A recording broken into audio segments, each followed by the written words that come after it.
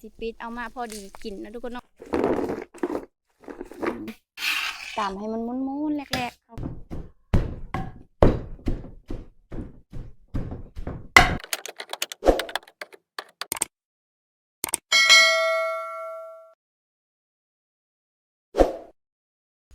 กราบสบายดี FC ทุกคนเด้อแล้วก็ FC ฝั่งไทยนำทุกคนหรือว่าต่างประเทศนะทุกคนมื้อนี้นะสะพรได้ออกมาหน้าคือเก่านะทุกคนเนาะมื้อนี้สะพรเอามาโสนทุกคนโสนมาทกแห่กุกมันอยู่โสนนะทุกคนเนาะมื้อนี้นะสะพรคิดอยากกินตำเมงก็เลยเอามาทกแห่ทุกคนแล้วก็สะพรสิถ่ายคลิปให้เบิ่งนะทุกคนว่าตำเมงเสร็จจังได๋นะทุกคนตอนนี้ก็ประมาณ5 โมงแรงทุกคนเอ้ยสะพรสิเอามื้อกินแรงเลยนะทุกคนเนาะแล้วก็มาเบิ่งกันเลยนะทุกคนสะพรถ่ายคลิปเก่าๆกันยันสุภาวันเบอร์เด้อทุกคนเพราะว่าสะพรการใช้ชีวิตอยู่บ้านนอกบ้านนาทุกคนแล้วก็ถ่ายแบบชีวิตแบบนี้แล้วทุกคนเอ้ยแต่ละมื้อแล้วก็หากินแบบตามธรรมชาติแล้วทุกคนมีพี่เหลือกะหากินแล้วทุกคนเนาะมาเบิ่งกันเลยทุกคนดูโซนสะพรโซนกะประตูกันทุกคนประมาณนี้เนาะแบประตูแบเลยทุกคนมาให้แบเข้าเลยตัวสีขาวโซนได้ทุกคนไข่โหนะคะก่อนก็ไข่ประมาณนี้ทุกคนเนาะ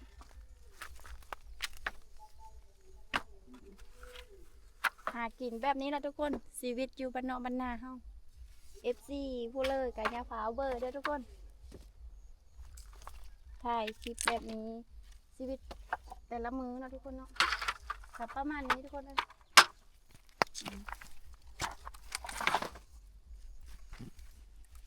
ตอนนี้กับสะพรก็อยู่ในกกมาโทแห่นะทุกคนเนาะสะพรสิมาปีดหรือว่าเก็บมาโทแห่นะทุกคนโทแห่กับกระล่างพอดีกินทุกคนแล้วก็สะพรก็สิได้เก็บมือกำเมงกินนะทุกคนเนาะอันนี้ก็คืออยู่โซนสะพรเองนะทุกคนมาไม้มาเตาะจะหากินแบบนี้แล้วทุกคนเลยอันนี้ก็เฮาสิเอามือต่ำเมง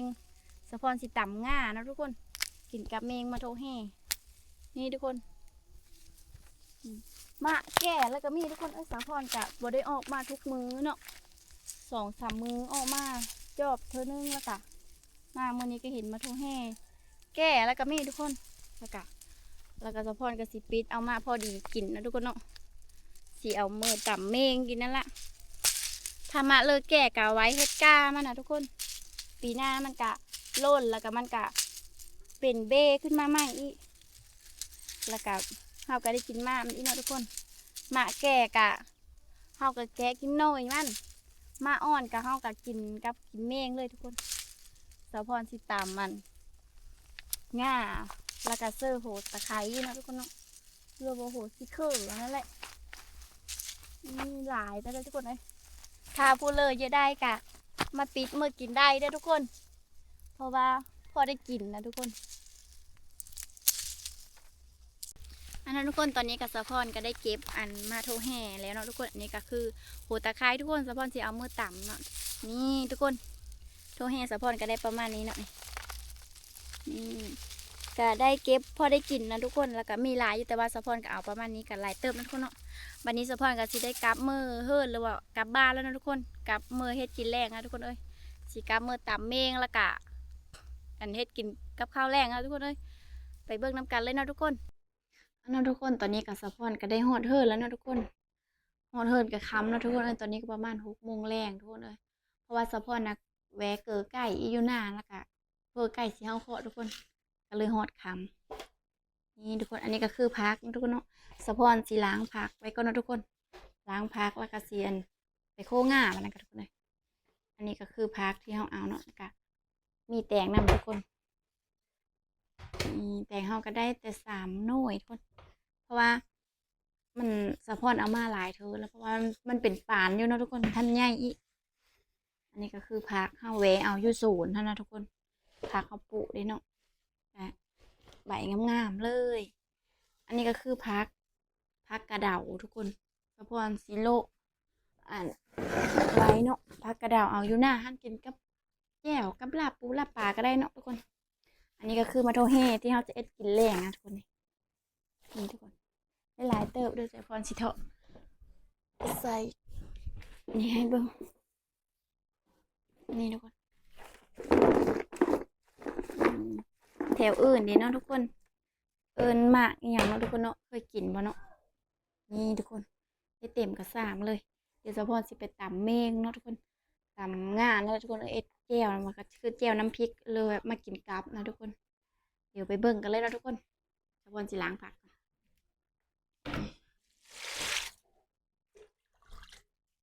สะพรสิเทน้ำลงนะทุกคนเอาสิล้างอันน้ำนึ่งก็ได้นะเพราะว่าเราล้างมาแต่หน้าแล้วนะทุกคนพักกะแต่งามๆเลยทุกคนเลยอันนี้ก็คือผักสลัดนะทุกคนกินกับตำเมงนี่แหละ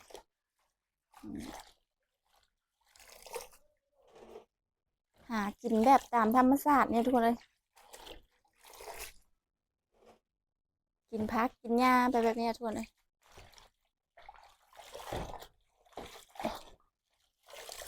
สะพรถ่ายคลิปแบบอันกินแบบนี้กับ14กับยาพาวอันนั้นเด้อทุกคนยาพาวเบอร์เด้อคลิปสะพรท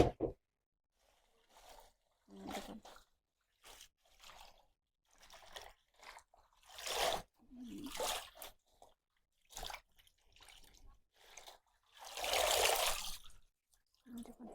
งามเลยพักทุกคนได้ประมาณนี้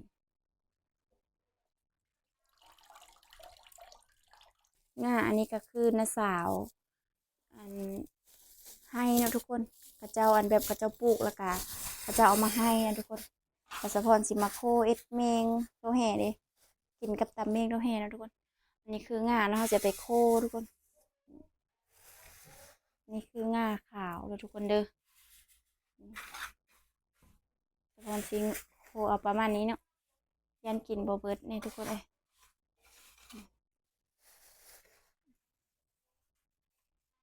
แถวอื่นเดี๋ยวเอิญจังไหนเนาะทุกคนอยู่บ้านสะพรนะคะเจ้าเอิญง่าเด้อนี่นะมีงาขาวแล้วก็งาดำน้ำเนาะทุกคนแต่ว่าสะพรคั่วงาขาวทุกคนกินแล้วเมื่อนั่งงาดำก็เลยสิโคงาขาวนะทุกคนเนาะเราจะเอาไปโคใส่เตาไฟเลยนะทุกคนมาเบิ่งกันเลยทุกคนค้างแบบนี้เลยเด้อทุกคนนี่นะทุกคนเอากะแบบว่าเอาโคกับบ่ให้ไฟแห้งเกินไปนะทุกคนเอากะโคแบบง่าสุกแล้วก็สิเอาไปตำนี่ทุกคนเอาเอ็ดไฟแห้งเกินไปแล้วมันก็สิไหม้ทุกคนไหม้แล้วมันก็ขมกับบ่แซ่บเนาะเอาสิเอ็ดไฟอ่อนๆคอยโคแบบนี้ทุกคนขาล้นถ้าหม้อหัวแล้วก็มันแตะแล้วก็คือมันสุกแล้วก็เราจะเอาไปตำ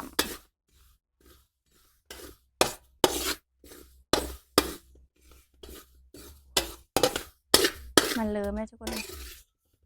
เริ่มแตกแล้วมางาเดี๋ยวปลาอีกประมาณ1 นาทีก็ได้ทุกคนพอไฟเฮากระลุกแล้วเนาะ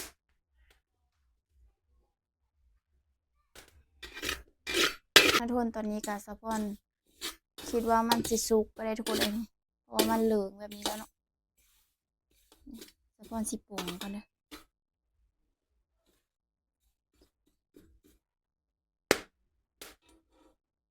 ปรุงก็ได้ทุกคน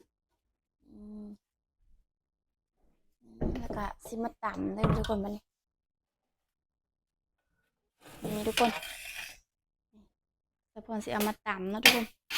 ตำให้มันม้วนๆแรกๆเข้ากันแล้วก็สิใส่มะเขืออย่างนะทุกคนแต่ครึ่งนั่นแหละทุกคนเลย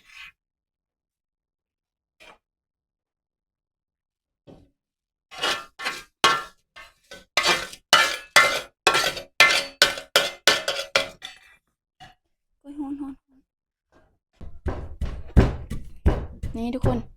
สะพอนทำการตำก็เนาะตำให้แบบว่ามันม้วนๆเข้ากันแล้วก็เฮากับสิใส่มะเขือก็ซอยหัวตะไคร้ลงกับตำเข้ากันเดี๋ยวเบิ่งเลยนะทุกคนว่าสะพอนสิเฮ็ดจังไดเนาะก่อนจะถ่ายคลิปให้เบิ่งเด้อ FC ทุกคน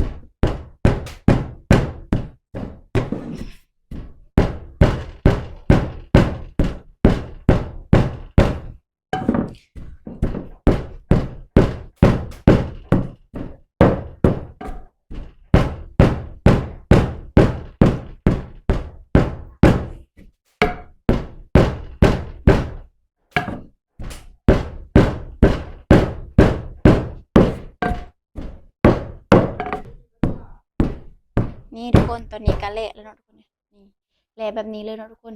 วันนี้สะพอนสิไปเต็มเครื่องใส่ก่อนเด้อทุกคนเด้อมีหลายแนวอยู่เด้อทุกคนสะพอนสิเต็มอันนี่ทุกคนสะพอนสิไปเต็มล้างตะไคร้แล้วก็สิมาซอยเนาะทุกคนเนาะซอยแล้วก็มาตำเข้ากันนี่เด้อทุกคนนี่สะพอนสิไปซอยกัน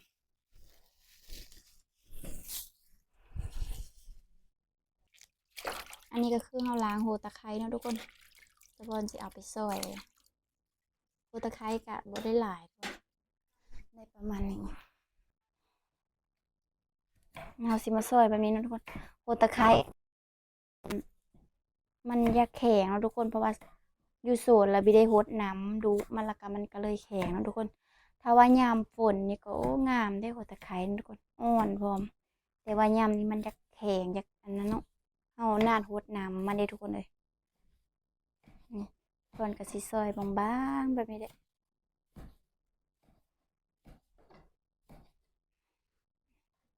ก็โหน้อยๆยามนี้ทุกคนเลยถ้าว่ายามนั้นสิโหโจ๊ะๆทั้งหมดเลยโหใหญ่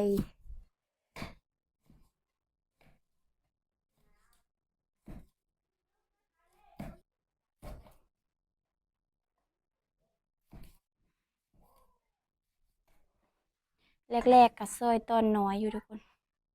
ต่อมาก็ตอนใหญ่แล้ววะดินะนี่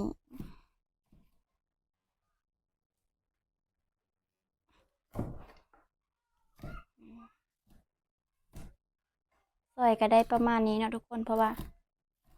มันบ่หลายปานใดเดี๋ยวสปอนสิเอาไปตำก่อน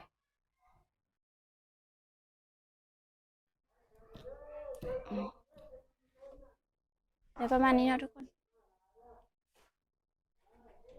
เดี๋ยวสปอนสิตำใส่โคกน้อยตั้งหากเนาะ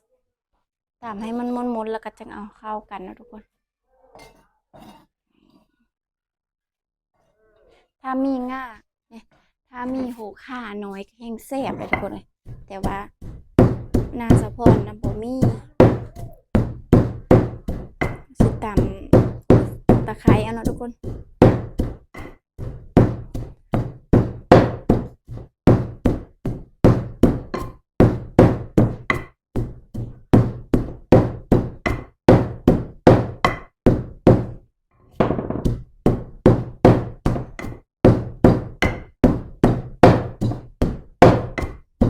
เสียงดัง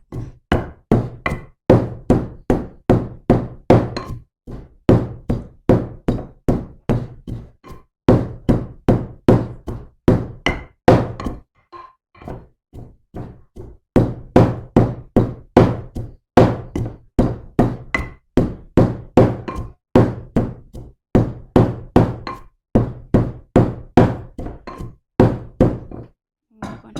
สะพอนสิใส่อันมักเพชรก่อนเนาะนี่ก็คือมักเพชรนะทุกคนมักเพชรห้าวตำลงไปเลยก็สิใส่อันเล็กหนูลงไปเลยนะทุกคนเล็กหนูกะเบิดแล้วทุกคนเลยใส่เบิดถุงเลยสะพอนสียอดน้ำตาลใส่น้อยหนึ่ง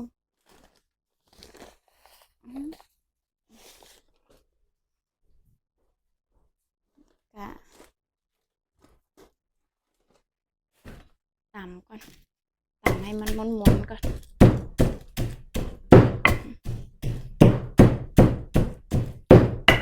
ตำให้มันเข้ากันแบบแลกเข้ากันแล้วก็เอาง่ามาใส่มันกันเลย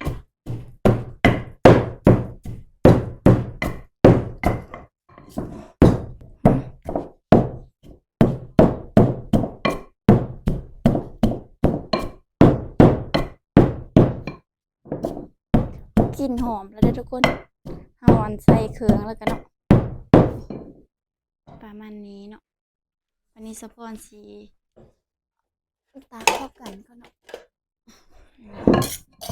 ตากอันนี้เด้อทุกคนเราสิมาตักใส่ตัวงาที่เราตำก่อนหน้านี้เนาะมันเละแล้วก็ตักเข้ากันเลยสิมาตำเข้ากันอีกเท่านึงเนาะทุกคน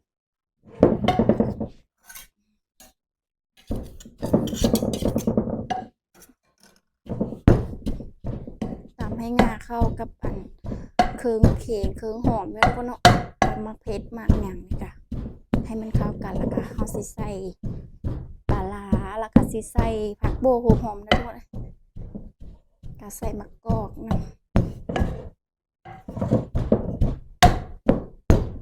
นี่ทุกคนเดี๋ยวสะพอนสิใส่ผักก่อนโรยให้มันเข้ากันอีกทีนึงเนาะกินหอมหอม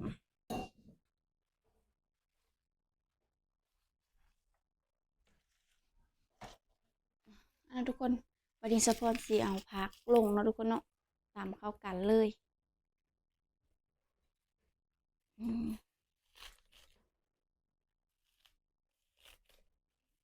ที่ซอยลงแบบนี้เลยทุกคน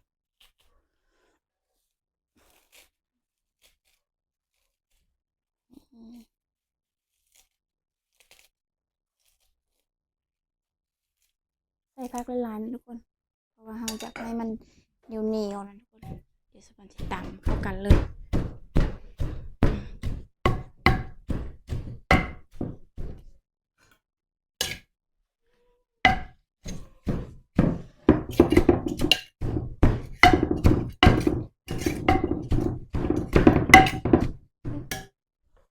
เสียงดัง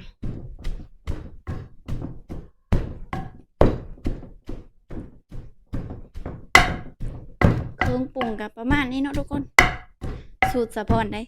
แต่สูตรคนอื่นกับบ่ฮู้เนาะก็จะตำกับใส่ตามใจชอบเลย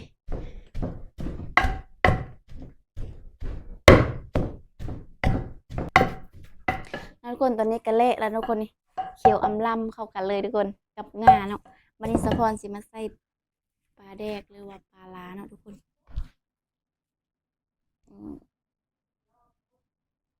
ปลาสะพอนก็สิใส่ประมาณนี้เนาะเดี๋ยวเฮาก็สิโยกเข้ากันเนาะทุกคนเสียดายบ่มีมะกอกใส่นะทุกคนสะพอนบ่ได้เก็บมาแต่หน้าคิดว่าอยู่เฮิรนน่ะยังอยู่แต่ว่ามาเฮิรนผัดเบิดก่อนเราก็สิโยกแบบนี้นะทุกคน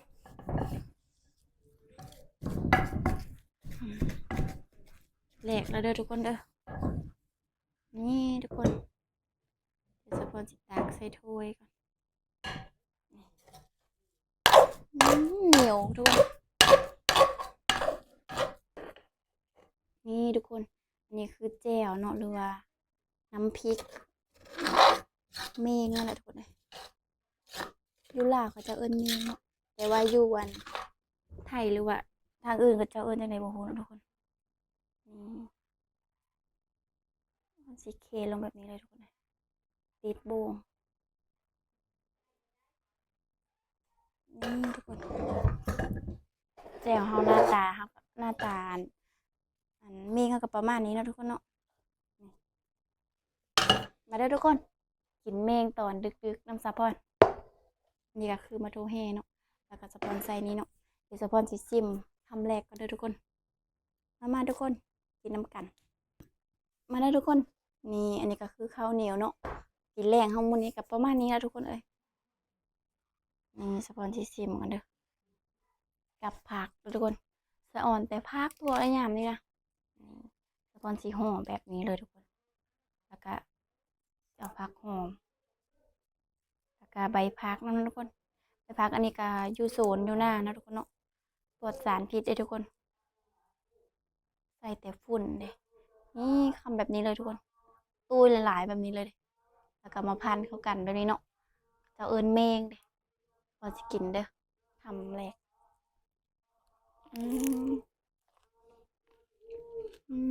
แซ่บทุกคน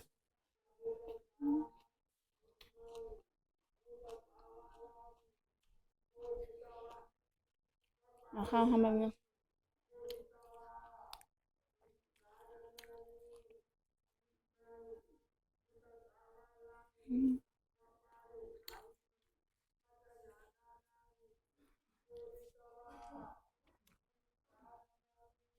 ทุกคนทำมาแกงเขาแกงกินนแบบนี้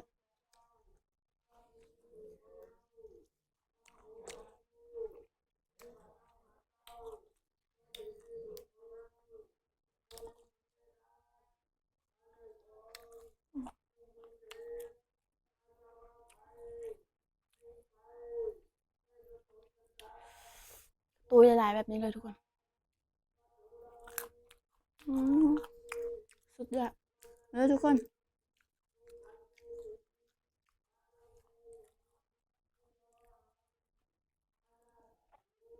อ๋อ